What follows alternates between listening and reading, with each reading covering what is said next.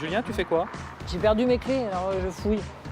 Ouais, c'est une bonne idée, mais je crois que tu ferais mieux d'aller au festival. Il y a un festival super en ce moment. Ah oui, c'est vrai. Le festival du film d'archéologie, c'est la 14e édition. Ça va se dérouler du 9 au 15 avril. On va aller voir 3 bonnes raisons d'être fiers de ce festival.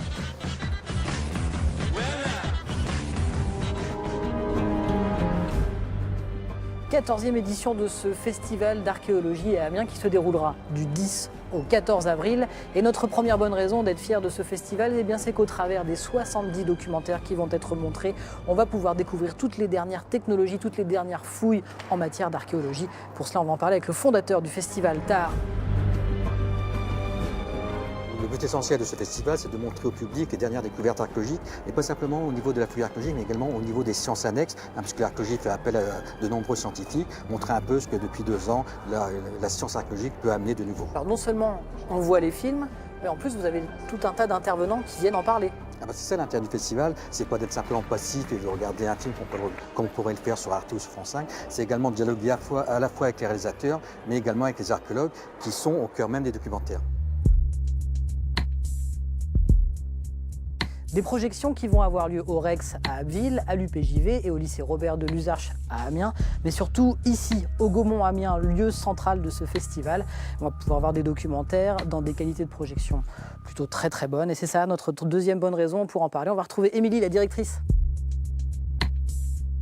C'est vraiment sympathique de pouvoir accueillir ce public qui ne vient pas forcément sur les films qu'on diffuse d'habitude. Mais du coup, là, on peut vraiment les accueillir dans de belles conditions, sur des grands écrans, avec du son digital. Donc ça permet vraiment de faire découvrir ces films qu'on voit en général plutôt à la télévision. Et du coup, d'être sur un grand écran, ça permet quand même d'avoir une autre émotion, puisqu'on peut se promener dans les vestiges et avoir vraiment ce côté émouvant de la découverte archéologique. Préparez votre pâte. Concerts, défilés, expositions, c'est ça notre troisième bonne raison, c'est qu'il va y avoir de nombreuses animations faites pendant ces quelques jours de festival, et notamment autour du film Peau d'âne de Jacques Demy, car après le tournage de ce film, de nombreux accessoires, des objets de déco ont été perdus, ils ont fait l'objet de fouilles archéologiques, et les robes du film Peau d'âne vont être exposées à l'occasion de cette 14e édition du festival, et un travail autour des coiffures a été mené par des élèves. On va en parler avec Mélinda. Alors on a mené un travail d'investigation de la part des élèves.